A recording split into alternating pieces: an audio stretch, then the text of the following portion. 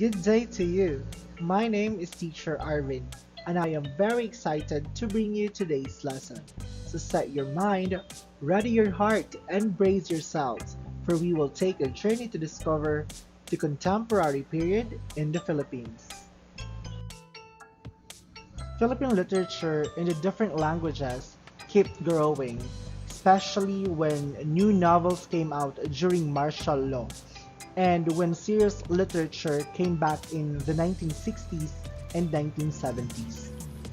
Poetry, short stories, novellas, novels, and essays continue to be written by Filipino authors, whether they are about social themes, gender or race, or are personal.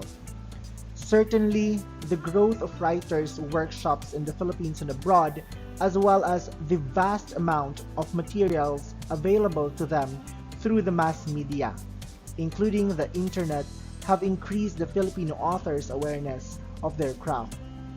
The different literary awards like the Don Carlos Palanca Memorial Awards for Literature, the Philippine Free Press, Philippine Graphic, Home Life, the Panorama Literary Awards encourage them to compete with their peers and give them hope that these creative efforts will eventually be awarded or rewarded. With the new mandate by the Commission of the Higher Education for the teaching of the Philippine literature in all tertiary schools in the nation, with an emphasis on teaching on vernacular literature or regional literature, the audience for Filipino writers is almost guaranteed.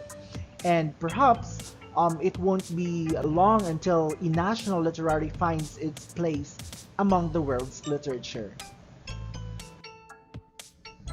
The contemporary period. Number one, the period of activism on 1970 to 1972. Number two, period of the new society from 1972 to 1980. Number three, period of the Third Republic on 1981 to 1985, and the periods under 1986 to 1999. And lastly, the 21st century literary period up to the present. Now let us proceed to the first period under the contemporary period, which is the period of activism from 1970 to 1972. According to Pushano Pineda, between 1970 to 1972, youth activism was motivated by domestic and international problems. The history of our youth Filipinos is related to activism because of society's faults. Youngsters are motivated to seek improvements. Some continue to assume that the democratic system is stable and that those in charge are to be blamed for the problems. Some individuals believe social and communism should replace democracy. Some armed groups were established to overthrow the democratic system of governance. Many young individuals become activists to advocate for government reform. In order to overscore the significance of their petitions, the writings of several youthful nationalists expressing their yearning for change were pointed to. Now, many teenagers, activists, and rebel authors were imprisoned in military camps. As early as this period in history, we can declare that many of the imprisoned writers were real patriots and historical heroes. Now, many books document and exemplify, or these exemplify eras, these specific eras. But many of them are unknown, and many of their authors have yet to be interviewed. We just allow academics and researchers to provide credit where it is due. Another period is the seed of activism from 1970 to 1972. Now, in the year 1972, martial law was declared as a result of the seeds of activism. However, we may claim that these seeds were planted by Lapu-Lapu, Lacandula, Rizal before them. It might be claimed that the revolt against the dominant powers of the Philippines is exclusive domain of the youth, whose veins are aflame with passion. Rizal's assertion that young people are the hope of the nations is still applicable today. Another period is the period of the bloody placards on 1970 to 1972, or also known as bloody demonstrations. Now, Pineda also said that this was a time when the youth once more proved that it is not the constant evasion that shapes our race and nationalism. There is a limit to one's patience. It may explode like a volcano if overstrained. Life, what will it be if no one is a coward, or no one is a coward who does not take a stand for himself and for succeeding generations? Another period, 1970 to 1972, it was the literary revolution. Now, during this time, youngsters became extremely rebellious. Not only did the deadly marches and streets reflect this, but so did literature. The campus publications displayed rebellious feelings. They once aristocratic authors gained a social consciousness. They clutched pens and scribbled in red paints on placards that read Maki Baka, that equivalent to the phrase to dare. They tackled social and political issues. Any institutions became a symbol of the faults that needed to be corrected. In churches and schools, the frustrations of youngsters may be sensed. Even respected authorities such as priests, teachers, and parents were viewed as obstacles to the desired changes by the radical youth. Now, the activist writings reached a stage where they openly outlined what should be done to bring out these changes. We have Rolando Tenyo, Rogelio Mangahas, Efren Abueg, Rayo Alma, and Clemente Bautista were some of the people who supported the new way of writing. Now let's proceed to the writing during the period of activity on 1970 to 1972. Now, this irreverence towards the poor reached its peak during this period of the mass revolution. It was also during this period that Bomba films that discredited the ways as Filipinos started to come out. Alright, this time, let us proceed to the period of New Society from 1972 to 1980. Alright, so this time, let us proceed to the period of New Society on 1972 to 1980. Now, the New Society period started on September 21, 1972. The Carlos Palanca Awards for Literature continue to be presented annually. Nearly every subject in the majority of the essays concerned the country's growth or advancement, including the Green Revolution, family planning, good nutrition, the environment, drug addiction, and pollution. Now, the New Society aimed to ban pornographic and morally corrupting publications. Both school newspapers and student clubs were temporarily suspended. The military administration created the Ministry of Public Affairs to oversee newspapers, books, and other publications. The government participated in the revival of classic plays such as Sinaculo, Zarzuela, Imbayoka of Muslims.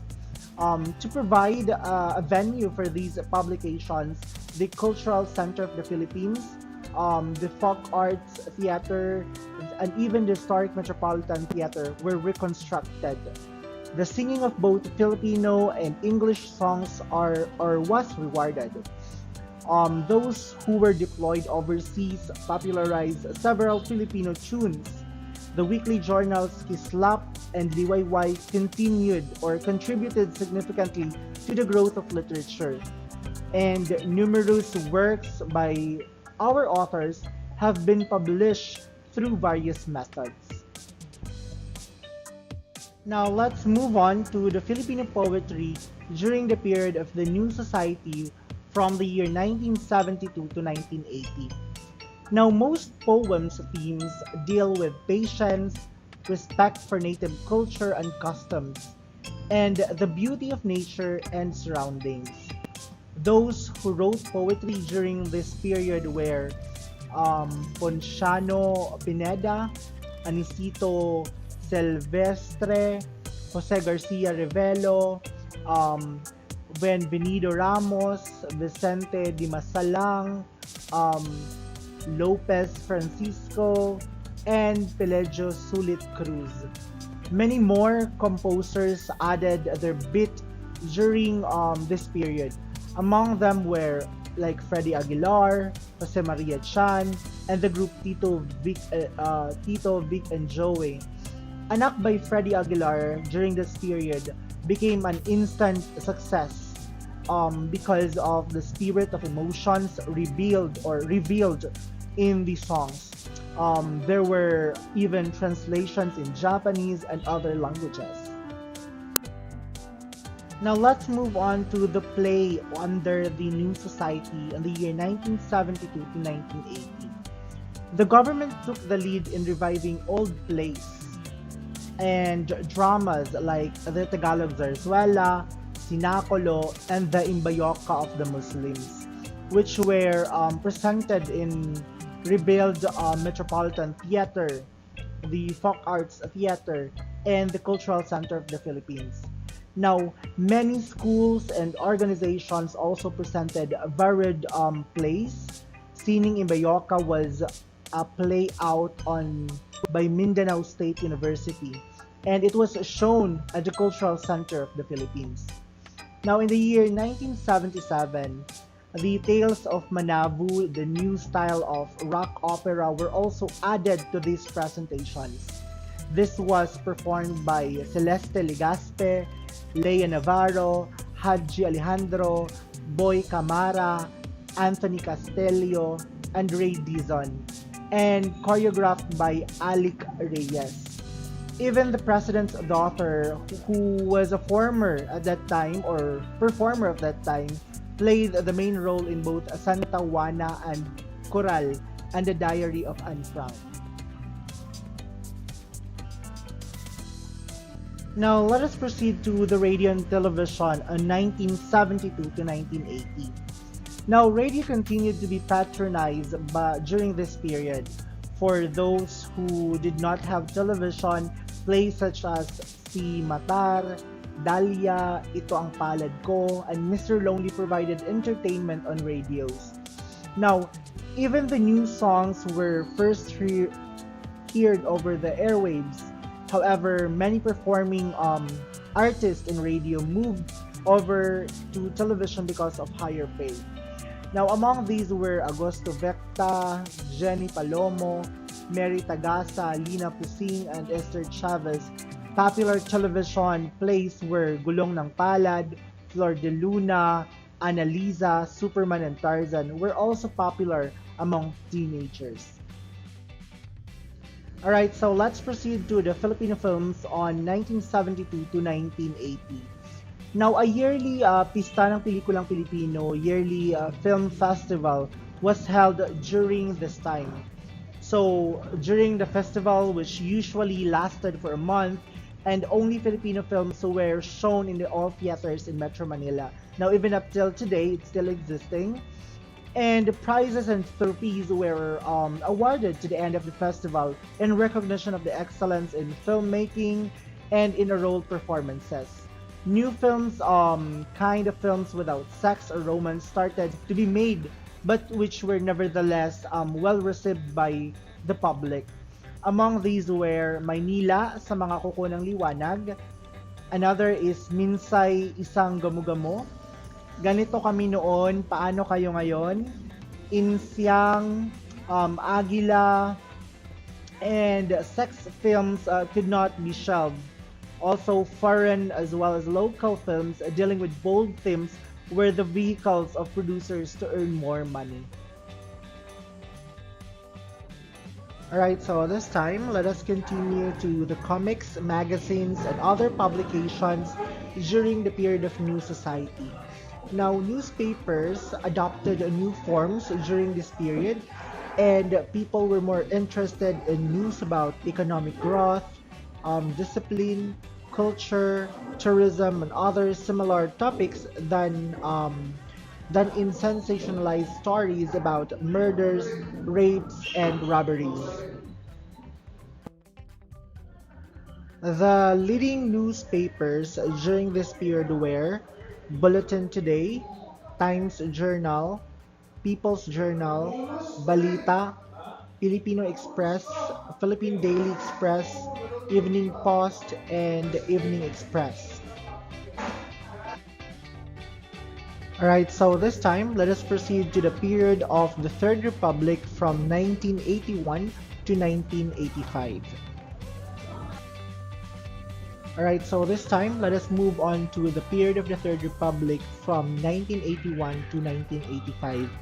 Now, after 10 years of military rule and some changes in the lives of Filipinos that started under the new society, martial rule was at last lifted on January 2, 1981. Now, to those in the government, the lifting of the military rule heralded a change to their perceptions, and the Philippines became a new nation. And this former President Marcos called the New Republic of the Philippines. A historian called it as a Third Republic. The First Republic he claimed was during the Philippine Republic of Emilio Aguinaldo when he first got our independence from the Spaniards on June 12, 1898. Then the second was when the Americans granted us our independence on July 4, 1946. Now, this period, beginning January 1981, was the Third Republic when we were freed from military rule. During this time, it was impossible to deny that the continued oppression and repression led many people to rebel and protest. Also, this was further aggravated when former Senator Benigno Aquino Jr., the idol of the Filipino masses, whom they hoped would be the next president, and who was brutally murdered on August 21, 1983. Now, this stage of the nation's history had its effect on our literature. Now, after Aquino was assassinated, the people's voices could no longer be contained. Both the public and the private sectors of the government were chanting and shouting. Women, men, and youth became bolder, and their voices were raised in dissent. Even though there were a lot of rules, we can say that the Philippine literature kept its shining in secret. Alright, so this time, let us move on to the Filipino poetry during the period of the Third Republic from the year 1981 to 1985. Now, in this period, poems during this period of the Third Republic were romantic and revolutionary. Writers wrote openly about their criticisms of the government, and also people were taught to use angry, colorful, violent, profane, and insulting language in their prayers. Now let's move on to the Filipino songs during the Third Republic. Now, many Filipino songs dealt with themes that were really true to life, like those of grief, poverty, aspirations for freedom, love of God, country, and fellow men. Now, many composers grieved over Ninoy Aquino's treacherous assassination, and they composed songs. Among them were Corisa, Eric, and Freddy Aguilar. Now, the lyrics Laban ng Bayan Ko were written by Colisa and Eric and were first sung by Colisa during the National Confederation or Unification Conference of the Opposition in March 1985. This was also sung during the presidential campaign movement for Cory Aquino to inspire the movement against Marcos in the year 1986, specifically on February. Also, Freddie Aguilar revived the song Bayan Ko, which was written by Jose Corazon de Jesus and C.D. de Guzman during the American period. Now let's move on to the Filipino films during the Third Republic from the year 1981 to 1985. Now, the yearly Festival of Filipino Films continued to be held during this period, and people's love for such films also remained unabated. And many producers took advantage of this at this expense of public morality. Now let's move on to the Filipino poems during the New Republic from the year 1981 to 1985. Especially after the tragic death of Benigno Aquino Jr., people were shocked and horrified by how quickly and unexpectedly things happened. Now, Alfredo Navarro Salanga, a consistent writer for Philippines Panorama magazines, in his column Post Prandal Reflections, aptly said it. Darkness in the mind and the soul is how some forgotten poets puts it. And it saddened was so profound that we couldn't but react to it in any other ways. The elemental thing to us, poets and writers, was how to grasp some meaning in a symbol, a phrase, word in the language of heart and tongue. Now, the poets are only candles, so we tried to reach out in the next, and perhaps the only way we could was by putting pen and paper and speaking out, as common consent found themselves writing on a common subject. Reproduction of some of them is reprinted here, and we aptly call them protest poetry in the 80s. The themes of most of the literature during this time dealt with courage, shock, and grief over the trenchantly infected upon Aquino. Sheila S. Coronel, a panorama staff stalwart reporting on the state of the media during these times, said it was a year of ferment and change, of old problems made more oppressive by the new change or by the new throbbing bit of times. It was also a year full of libel charges, lawsuits, and seditious trials, which journalists bravely took as harassment suits. Now we also have the media in 1983.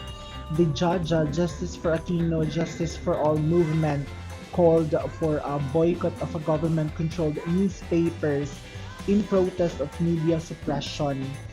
Also, people picketed newspapers' offices with coffins to symbolize the death of press freedom.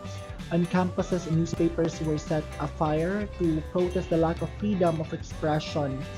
Also, during this time, journalists suffered physical and otherwise. The journalists of three major diocese demanded a dialogue with their publishers to restore credibility and respectability to newspapers.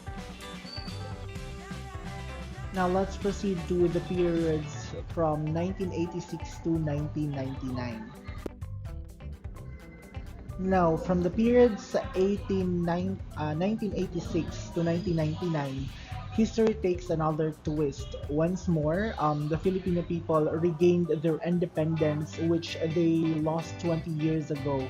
Now, in the span of 4 days from February 21 to 25 of the year 1986, the so-called people power or lakas ng bayan prevailed. Together, the people barricaded the street, petitioning the government for changes and reforms. Then freedom became a reality won through a peaceful, bloodless, and God blessed revolution.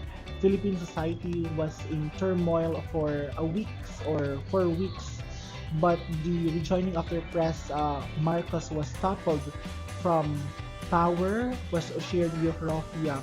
Singing, dancing, and shouting were the order of the day. Also, in this period, or in this day, the specific event, created overnight heroes. Now, the role played by two major figures in this historical event cannot be doubted. We have, does the Filipino question, or does the Filipino people owe their gratitude for the blessings of independence to Defense Minister Juan Ponce Enrile and Armed Forces Chief of Staff Fidel V. Ramos, as well as the cause of freedom? To the Filipino people, this is a true republic, the true republic of the Philippines. In the short span of the existence of the true Republic of the Philippines, now several changes have already become evident during the period. This is noticed in the new Filipino songs, in the newspapers, in the speeches, and even in the television programs. Now let's move on to the newspapers and other publications in this period. Now newspapers which were once branded crony newspapers became instant opposition papers overnight. It was true of Bulletin Today, which became the opposition paper. Um, the Inquirer, Malaya, and People's Journal, all of which are now owned by the same people, so their readership jumped overnight. Now, newspapers felt that the shackles and muzzles their voices during the repressive years had been broken, and like a bird trying its wings after a long time of bondage, the desire to write about this miracle of change was electric. Also, in this period, columnists became vocal and restricted in their reporting, and a bumper crop of young journalists emerged. By June 12, 1986, of 19 local dailies, both in English and Filipinos, were in circulation, or newspapers were circulated this period. Um, Nowhere since in the year 1950s has been there such a large number of newspapers in circulations, excluding tabloids. These newspapers are Bulletin, Tempo, Balita, Malay, Miday, Masa, Manila Times, News Herald, um, Tribune, Ngayon, Inquirer, Express Tonight, even Evening Post, People's Daily Mirror, Business Day, and Manila Chronicles. Here are a few Filipino songs that were often heard. They were frequently broadcast on radio and television, and they frequently accompanied historical events in the Philippines, earning the Filipino worldwide acclaim. An album named Handog ng Pilipino sa Mundo carried a compilation of some of these. The songs that continued to be sung throughout the trying period of the revolution, almost like a second national anthem, and which gave fire to the Filipino spirit, was Bayan Ko. Its lyrics were written by Jose Corazon de Jesus way back in 1928. Alright, so this time let us move on to the 21st century literature to the present. Are these familiar to you?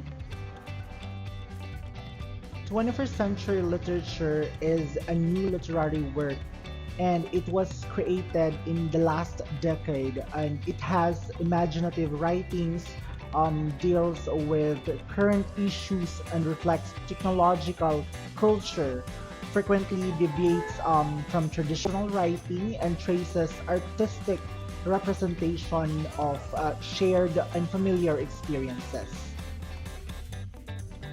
The first literature during the contemporary period, or the early contemporary, is the illustrated novel.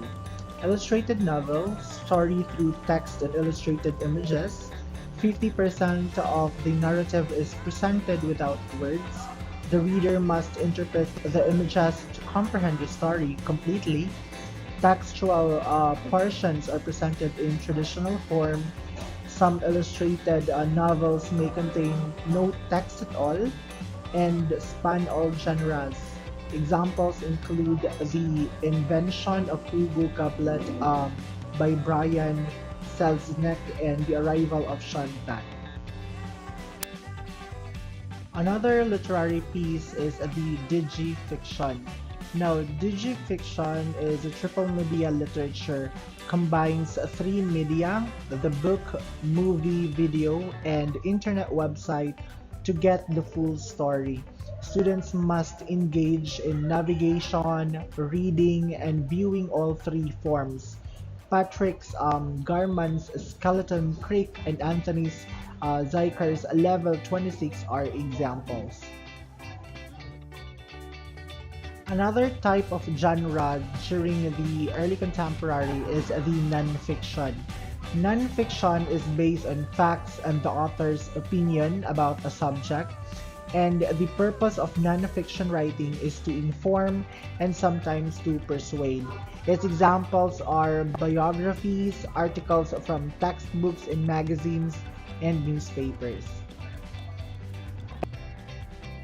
Another type of literary genre during the early contemporary is the graphic fiction or a graphic novel.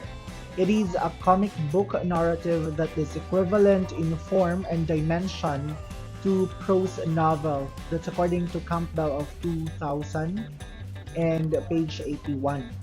The pictures are arranged in sequence, in image panels, and dialogues are written in speech bubbles. Now, the illustrations experience the characters, or illustrations allow the readers to imagine and experience the characters and even the story. Another type of literary genre is the flash fiction. Flash fiction is ultra brevity, imaginative literature. It could vary from a word to 1,000. That's according to Dacrosan of 2018.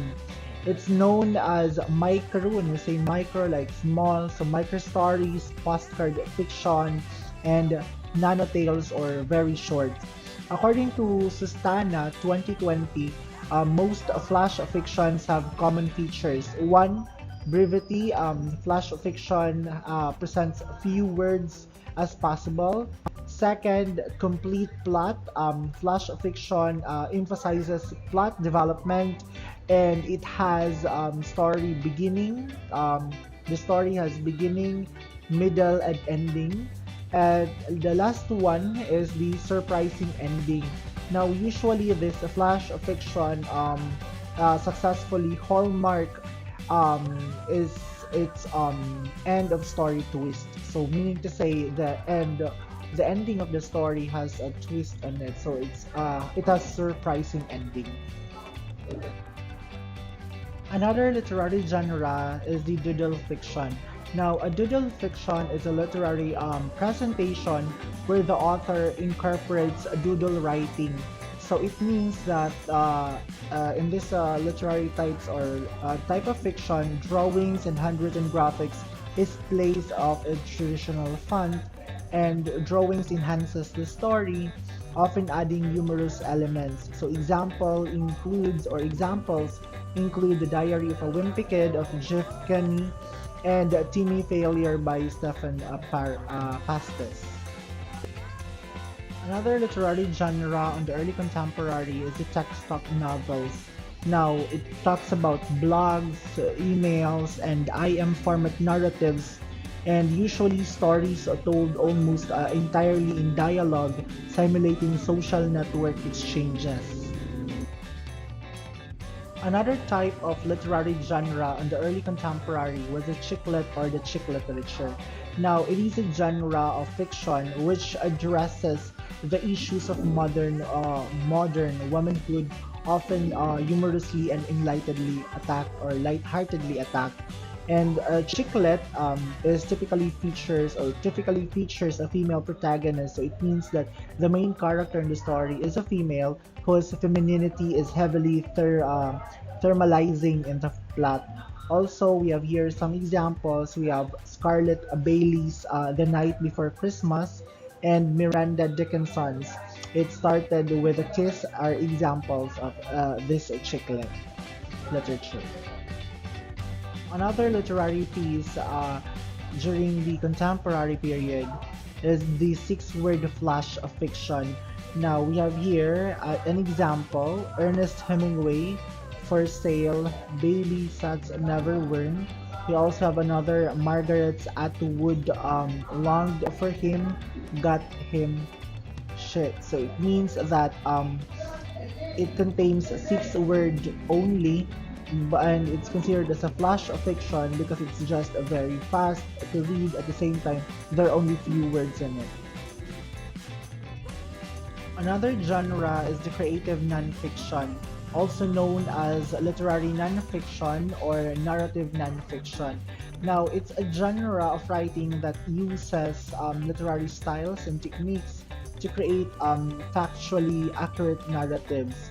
Also, contrast with other nonfiction such as technical writing or journalism, which also rooted in accurate fact, but is not primarily written in service of its craft. Also, this creative nonfiction as a genre of creative nonfiction is still relatively young and is only beginning to be scrutinized with some critical analysis given to the fiction and poetry. So we have here a few examples. We have 1000 Gifts by Anne Bascombe and Wind, Sand and Stars by Antoinette de Saint-Exupéry are some or few examples of creative nonfiction. Another genre was the science fiction. Now, science fiction is a genre of speculative fiction dealing with imaginative concepts such as very futuristic science and technology. And this also includes space travel, time travel, faster than light travel, a parallel universe, and extraterrestrial life. Now, it often explores the potential consequences of scientific and other innovations and has been called literature of ideas. So examples of this include Suzanne Collins' Mockingjay and Sarah Maas' Kingdom of Ash. Another type of literary genre is the blog. So a blog or a weblog is a website containing short articles called posts that are changed regularly. So it means they are posting regularly or weekly or perhaps a daily.